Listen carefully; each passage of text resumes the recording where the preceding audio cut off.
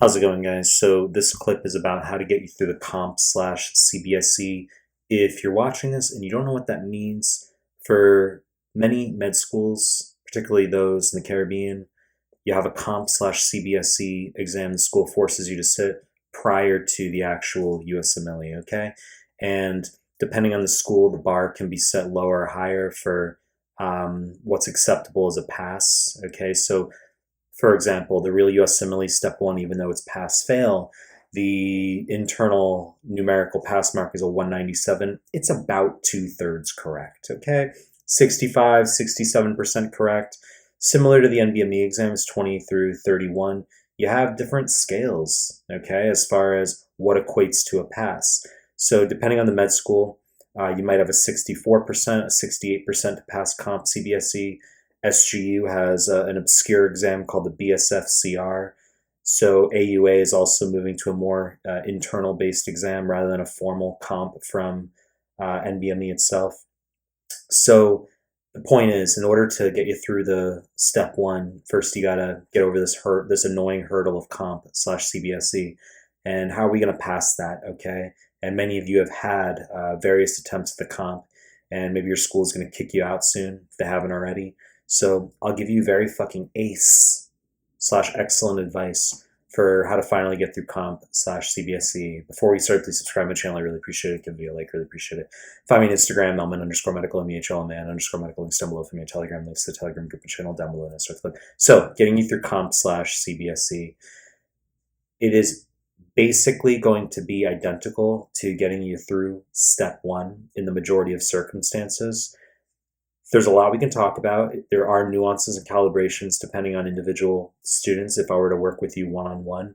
But as some broad umbrella points, the comp slash CBSE is the same exam as the step one. It's just 200 questions. The step one, 280 questions.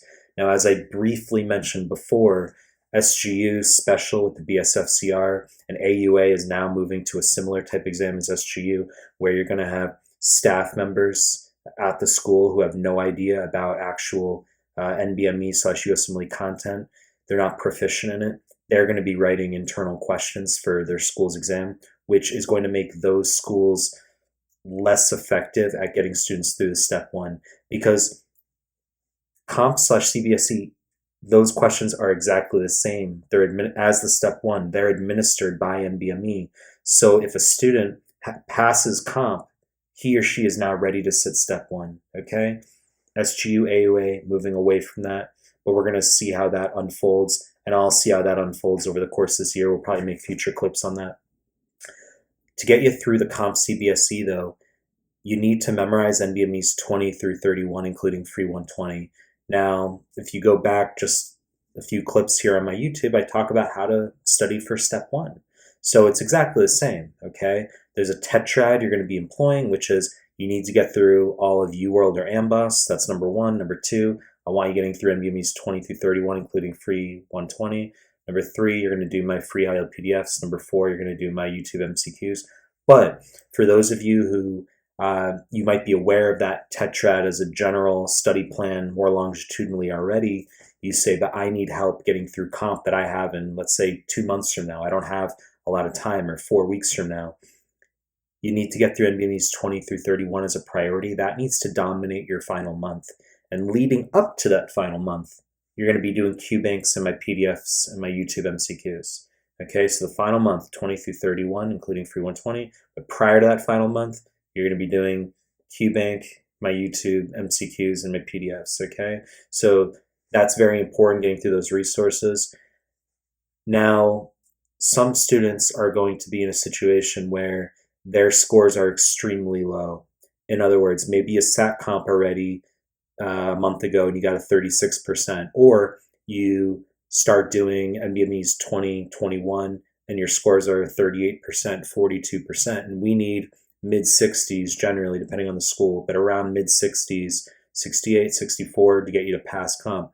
If you're nowhere near passing, if I have a student who's generally under 60, okay, if you're 2 months out and that's a decent amount of time, and you're in the 50s, I could push you through the NBMEs. If you're in the 40s and you're 2 months out, I don't want you moving through the NBMEs. If you're in the 30s, definitely not.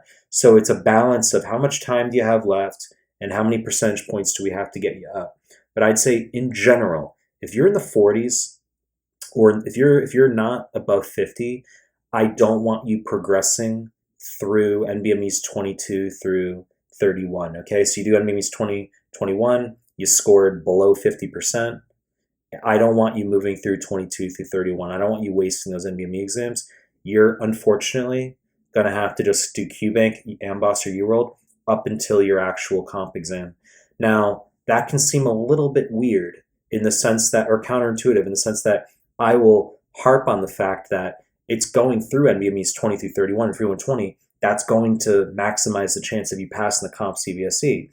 So you say, well, if you're telling me not to do that, if you're telling me my scores are below 50 and I should go back to QBank now and do that up until my comp, are my scores not going to go up as strongly? Like, I don't get it.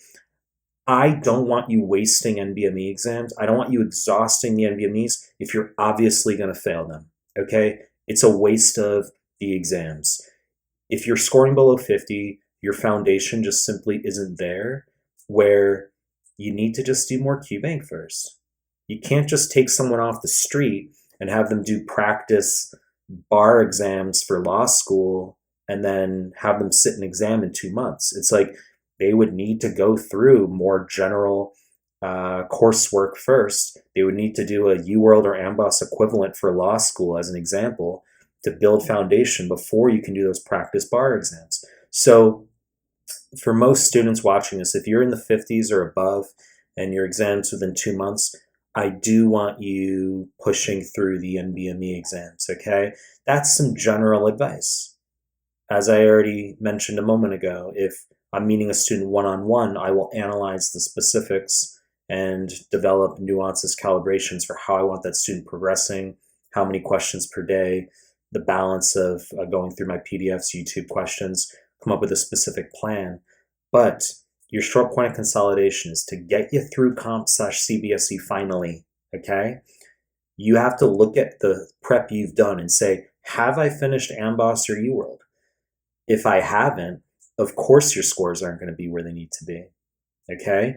And if you have not done NBMEs 20 through 31, including Free 120, well, of course you're not going to pass comp, okay? So I wouldn't expect a student to pass step 1.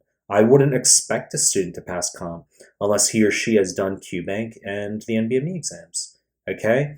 But in the situation where your foundation just isn't there, I'm not going to have you exhaust the NBMEs. It's usually a case where a student will do QBank below 50% on NBMEs. Student will do QBank up until the actual comp, and then hopefully they can pass the comp.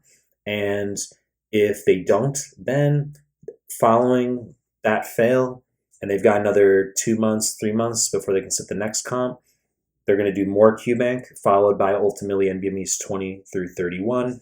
If it's a situation where your school says, fuck you, you have to sit, this is your final attempt on X date, there's nothing we can do, you will be out of med school if, let's say in 3 weeks from now, you haven't done the NBMEs, your scores are really shitty, but the school says you're going to be kicked out if you don't sit in 3 weeks, we go nuclear, and I will have you just use the NBME exams, because if you're not staying in med school,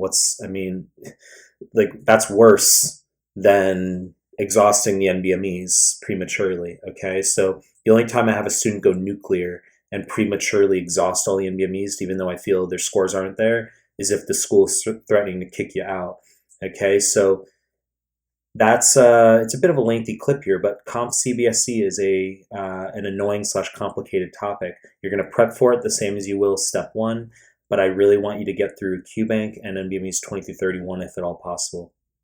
You know the deal. I'm going to make more content. If you like my stuff, subscribe my channel. And I appreciate your time. That's it.